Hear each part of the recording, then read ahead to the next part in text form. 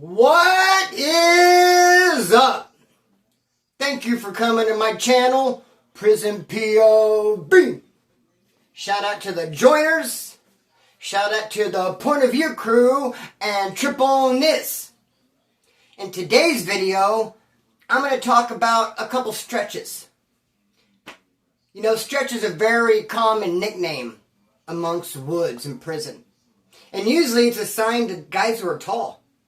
I don't know how stretch became synonymous with tall. Like, stretch to make myself taller. But we're going to talk about a couple stretches. And I'm just kind of like show how things can differ greatly from one stretch to the next.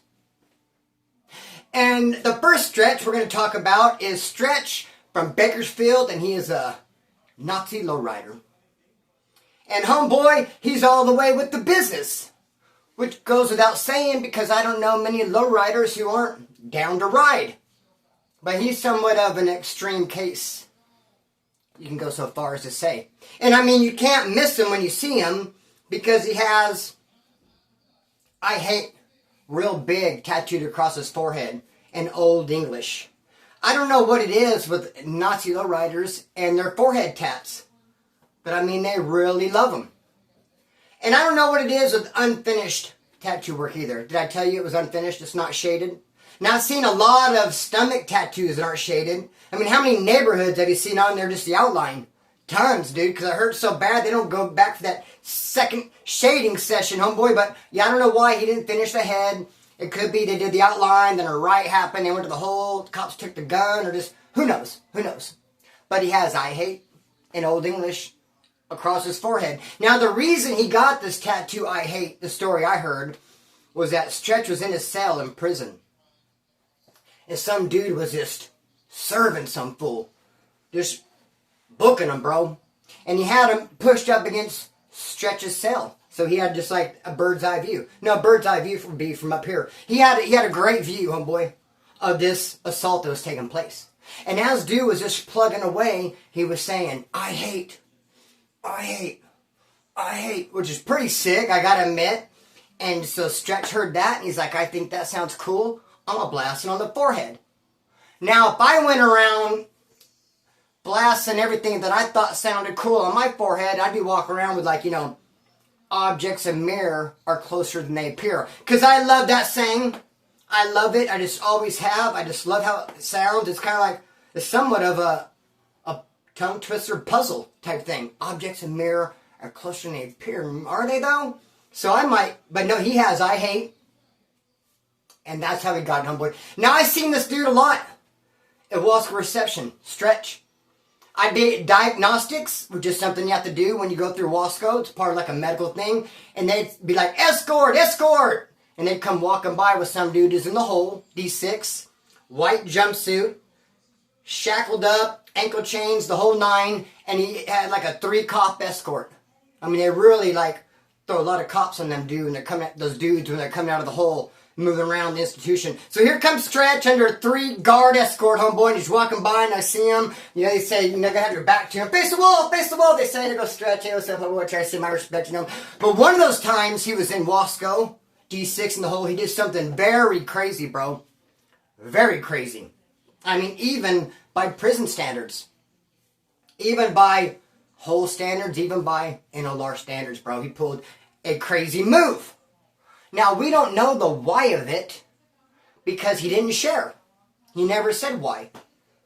And that's kind of what makes this whole thing hinky because you don't bust this kind of a move without letting people know and get some sort of a green light and just giving everybody a heads up. Because what he did, what Stretch did, he went to the yard at the hole, D6, group yard, and he came up behind a dude, he snatched him up, another race, snatched up this dude as another race, and cut his shit, bro.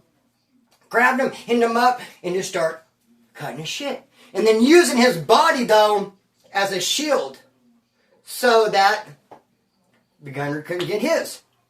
So he's cutting this dude, and he's just doing all that, bro. No one knows what's going on, he didn't give nobody a heads up.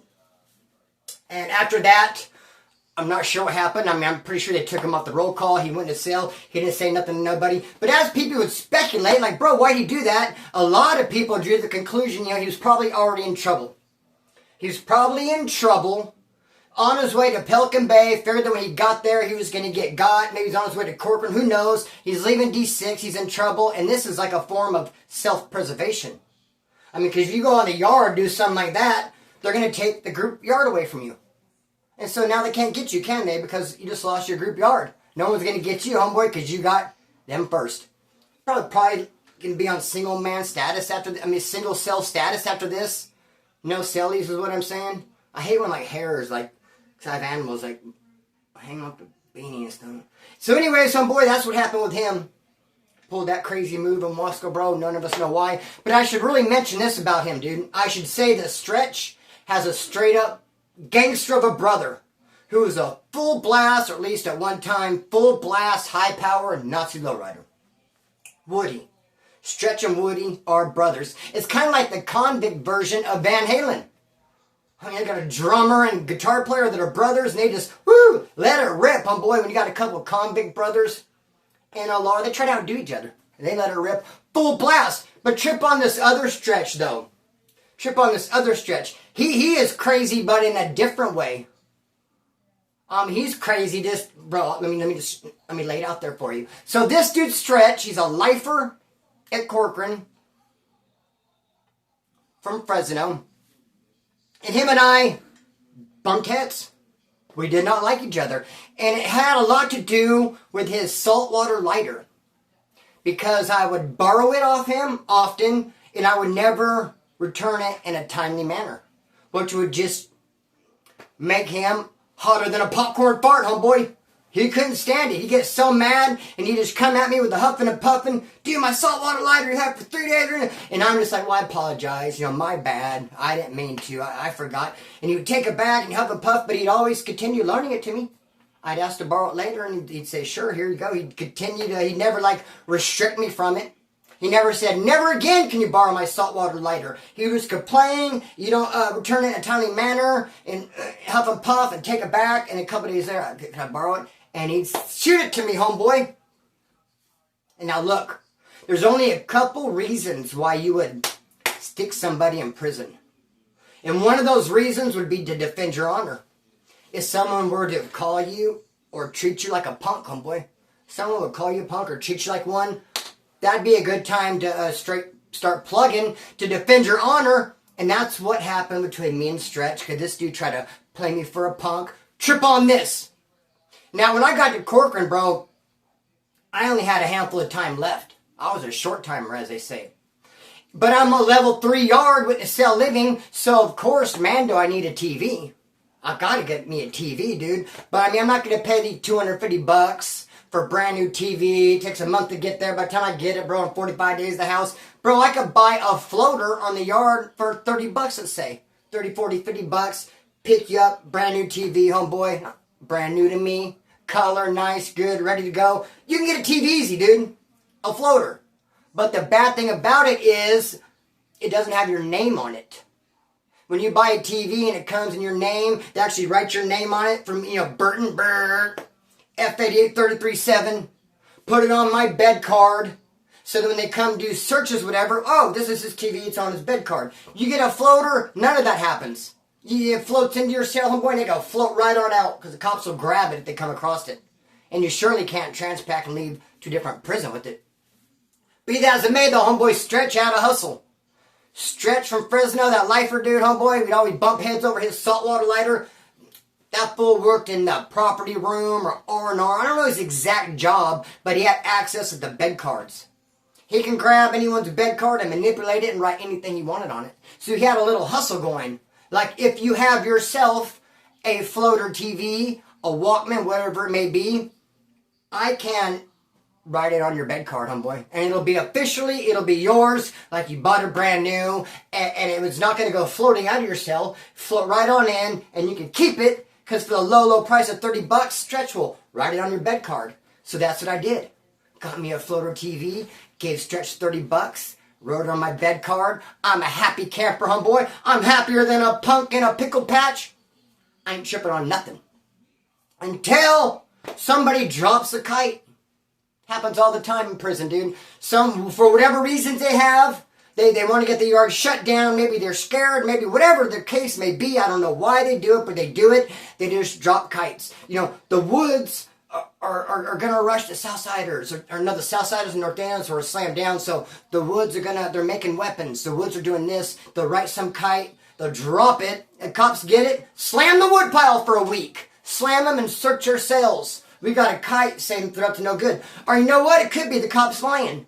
No kite got dropped at all. Maybe the cops, for whatever reason, decide they want to slam us for a week. They just want to come do a search and tear our house up and look for everything. Whatever, bro. Whatever the case may be. They said a kite got dropped. Whether it did or didn't. They slammed us for a week. For one whole week, bro. And they came and they methodically, cell by cell, go in every white cell and search it and tear it up. I ain't tripping. My TV's on my bed card. I kind of like lockdowns. I have no problem locking myself in the cell for a week and chilling out and watching TV. I got a little bit of that Bob Marley. I'm not tripping on nothing, homeboy. Then the cops come through, dude, and they do the search in mine and Smiley's cell, and they look at the bed cards, and whoop, took my TV, bro, and whoop, took Smiley's TV. Both of us had floaters. Now, Smiley, I understand. He didn't pay Stretch $30 to put his TV on his bed card, but I did! And I'm hotter, bro. I'm fuming. I'm livid. The cops came in and took my TV. I mean, because for one, we're slammed down on lockdown, bro. Now I'm just sitting there like, I guess I'll do burpees again, another 123. I mean, I kind of burned out on reading at this point. Been through county jail, been through reception. Now I've experienced life with the TV. I want to keep it going, homeboy. I don't want to go back to the book and start reading the Dean Coots, homeboy. Where's my TV? And I Stretch a kite. And I'm like, hey, bro. And I was real nice, real respectful. Hey, there must be some misunderstanding. Something happened. They came and took my TV. I'd like you to get it back to me as soon as possible. I don't know what's going on. And he sends me back some kite as if I did him dirty. As if I'm the bad guy and I got, bro, his kite, bro, was victim stance. Came back like, dude, I'm on lockdown just like you. I don't know what's going on. No. And I thought, is that right? You motherfucker, sinner. And I didn't write him back, dude. Then he sends me another kite, which I returned to him unread, which tells him everything he needs to know. I mean, if you send somebody a kite and the people take the kite and I get it, bro, and I say, no, take it back to you, I'm not going to read it. Or I don't tell them that. They just give me the kite and I just shoot right back under the door. Return to sender. And he gets it back. He's like, Splinter ain't even trying to read my kites. He could deduce at that point, he could assume, whoa, he's over the bullshit. He must be past talking. He must be to the action stage, homeboy. So, and he was correct, because I already fished down and got me a filetto from a Southsider from the Colonial Bakers. And I had it in my mind, dude, that when they cracked the doors, I was plugging, bro. Yes, I was short timing. Yes, I wanted to go home. No, I really didn't want to go have to do it, but he put me in a position, dude. Treated me like a punk in front of everybody. How when I gave you $30 to write my TV down on my bed card, dude? 2 weeks later, 10 days later, cops come and take it from me, dude? What? So you just scammed me, bro. You didn't put it on my bed card. A waste of $30. You lied to me. And then not only that, on top of that, you're coming at me with an attitude? Maybe because so many times he's seen my soft side when I had his saltwater lighter too long and he saw me apologize too many times. Hey, my bad. I apologize. My bad. Kind of like having that whole position of, oops, my bad, when he was huffing and puffing, and we went through that so many times, so it kind of made him feel like he's bigger and better than me. Because every time that we dealt with each other, he was huffing and puffing, and I was like, my bad. Because I was in the wrong, homeboy, then. Now I'm not in the wrong. You are, bro, and I'm going to handle it full blast. Dude, I had the knife hooped up my candy arse, homeboy. I was waiting for them to crack the door. I don't know why I said candy. I've been watching too much WWF. Get the F out. Beat ass of me, homeboy. I hooked the knife, the filetto. I'm waiting for them to crack the doors. I know that Stretch goes to work, and right before they do yard recall, he comes and hits the yard. And I'm just going to bust my move, make my move. I was going to go. I already got somewhat of a green light. It's all I really needed. Didn't really care. I was going to handle mine. He burned me.